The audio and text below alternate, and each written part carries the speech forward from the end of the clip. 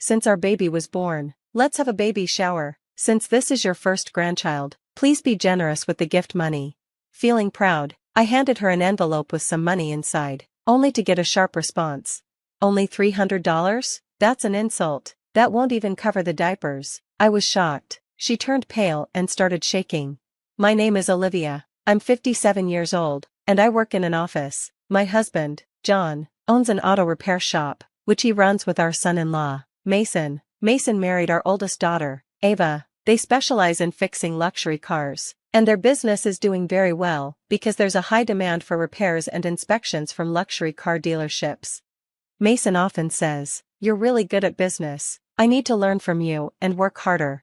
Mason and Ava have been married for 5 years. Before that, Mason worked in an office job but loved cars. He got his mechanic certification and started working with John. Although we don't live with Ava and Mason, since Ava started working as a secretary at her husband's shop, we see them almost every day. Their house is close to ours, so I often visit, and the 4 of us spend time together. Mason is friendly and easy to talk to, and anyone would think he's our real son. We do have a biological son, but we rarely see him since he moved away for work. William, our son, is 2 years younger than Ava. He never showed interest in his father's shop. After finishing college, he got a regular office job. When he was younger, he used to say he wanted to take over the shop one day, but as he got older, he changed his mind. He said, "There's no way to make a living working at a repair shop these days. I don't want to be covered in grease either."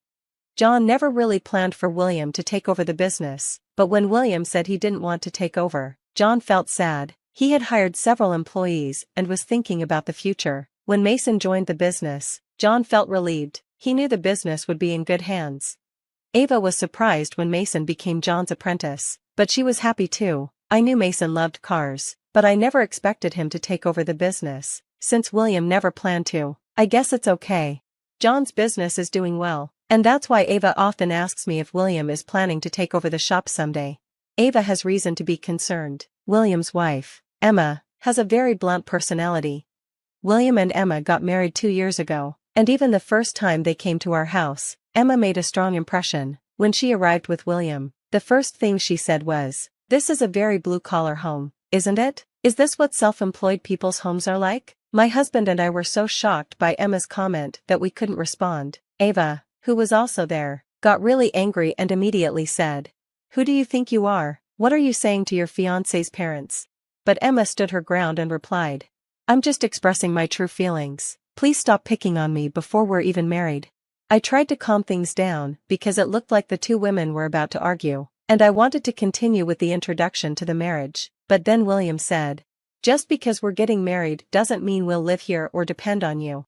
It seemed like William wasn't happy about Mason helping with his father's business and getting along so well with us. Ever since Ava and Mason married, William seemed to want to distance himself from us even more.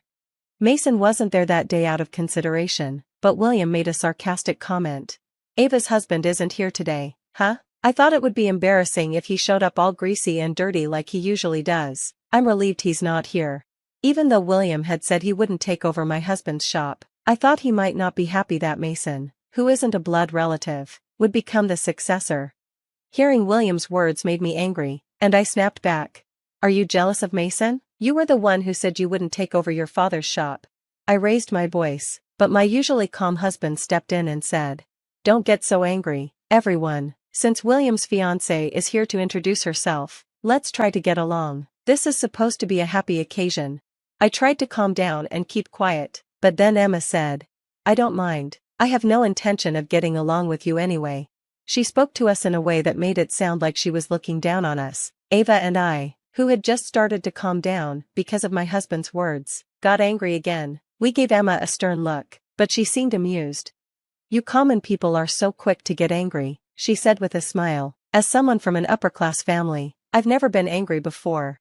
She proudly boasted about being from an upper-class family. According to William, Emma's father is the director of a large company, which probably explains why she called us common folk. The thought of her becoming our daughter-in-law didn't sit well with us. Even my husband seemed to think that, given the situation, a pleasant greeting for the marriage was impossible, so he suggested to William and the others, "How about we wrap this up for today? This was just a meet and greet anyway." The 2 of them quickly left, After they were gone, Ava was still upset. What was with that woman? She fumed. She was boasting about being the daughter of an upper-class family. Just because her father is a company director, she can't get too full of herself. Even my husband, who had been trying to calm us down, seemed shocked and said, "William really has a tough person to marry. I'm worried about what's to come." He then told us about how Emma had been difficult during the wedding preparations the day before. Emma had come to our house and said, "Please make sure to wash yourselves and your hair clean since you work at a mechanic shop, future father-in-law, and make sure to wear a dress that won't embarrass you, future sister-in-law. You do realize you're an ugly sister-in-law, right? So at least make sure your appearance is decent." She said this in a rude tone. I was about to yell back at her in anger, but my husband responded calmly. "Understood. We'll make sure not to cause any trouble." Emma seemed surprised by this. She probably expected us to get angry, but she didn't know how to react to my husband's polite response and left looking dissatisfied. At the wedding the next day, Emma made more rude comments in front of our family. She said, "It's embarrassing for everyone to know your relatives, so please behave. And this area smells oily, it's all because of you." Mason, who was meeting Emma for the first time, looked surprised and said, "I'd heard rumors, but she's worse than I expected." Mason usually has long, unkempt hair and a beard, but that day he had cut his hair and wore a suit. Emma had no complaints about his appearance, but I secretly wished he had come in his usual work clothes, with his long hair and beard, just to see how Emma would react. After the wedding, we didn't hear from William at all. I said, "I wonder if William is doing okay." My husband replied, "No news probably means he's fine." I was worried too, but if we contact him, his wife might get angry. Let's wait for them to contact us. When they came for the marriage greeting, they had clearly said they didn't want to associate with us, so it felt awkward to reach out. 2 years passed without any contact from William, but Emma's behavior at the wedding still came up in conversations whenever my husband, Ava, Mason, and I had a meal together. Mason said, "I don't think Emma knew who I was. No one introduced me to her. She probably saw me as just some dirty relative." I laughed and replied, "It would have been funny if you had come in your usual work clothes with your messy hair and beard. She might have kicked you out." Everyone laughed heartily. At the wedding, the atmosphere had been so tense that no one introduced Mason to Emma. By the time they had the chance, it was too late. But now, Mason had fully blended into our family, and it felt like we had a wonderful son, even without William. Then, one day, a heavy snowfall caused cars to get stuck everywhere. My husband's shop was busy with customers asking for help to tow their cars. My husband and Mason had gone out to help a foreign car dealer, but when they came back, they both looked down. Ava, worried, asked Mason what was wrong, but he just said, "No, it's nothing." He acted like nothing had happened, so I didn't think much of it. A few days later, William and Emma suddenly showed up at our house. Emma was holding a baby in her arms. When I saw the baby, I couldn't help but smile. Ava, who was visiting, smiled too and said, "Emma, you had a baby."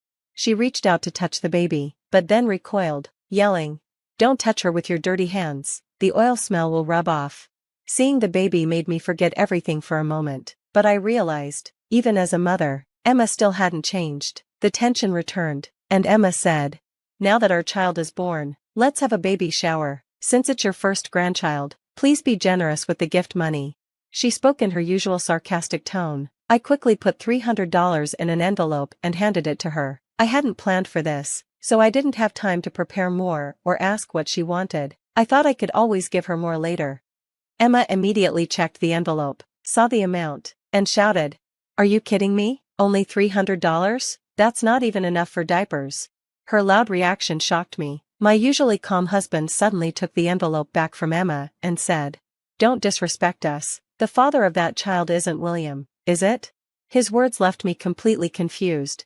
When my husband yelled, Mason, who had been in the back room, came in. He looked puzzled at first, but when he saw Emma, he was shocked. Emma, seeing Mason, looked startled and quickly tried to hide her face.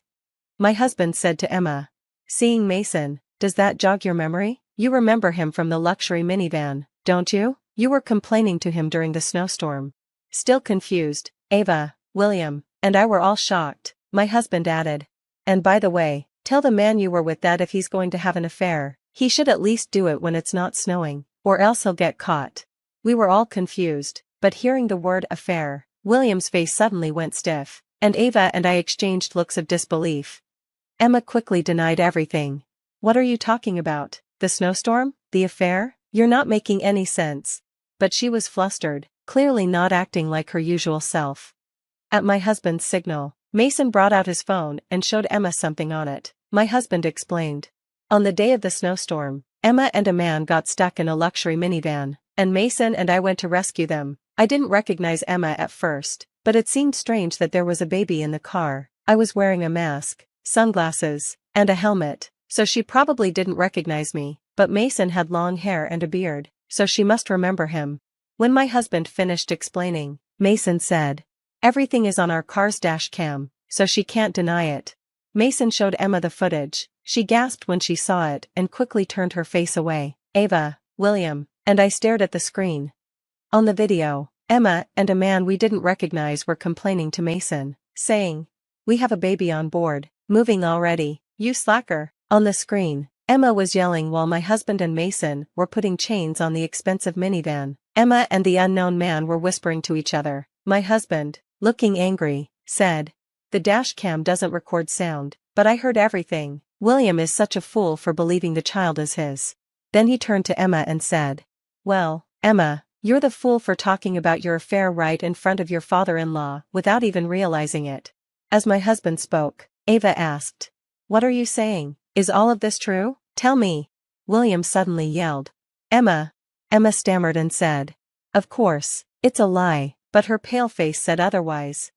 Mason added, "Didn't you say you divorced William at the right time? I clearly heard you. You also said you'd make sure to get child support, and you sounded happy about it."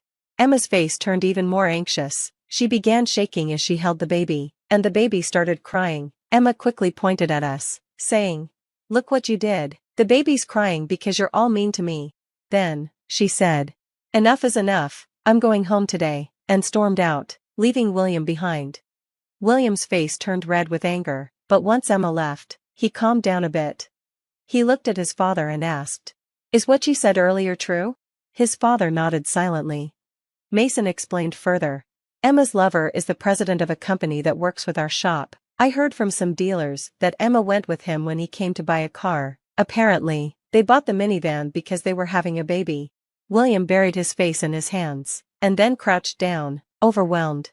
Later, a DNA test confirmed the child was not William's. William immediately filed for divorce. Emma, on the other hand, later said, "Marrying a commoner like him was my mistake." Emma yelled defiantly, but the DNA test results showed that the child's father was not the president, another man was the father. This caused even more confusion. It turned out that Emma had cheated with another man, and the child was his, though this man was married.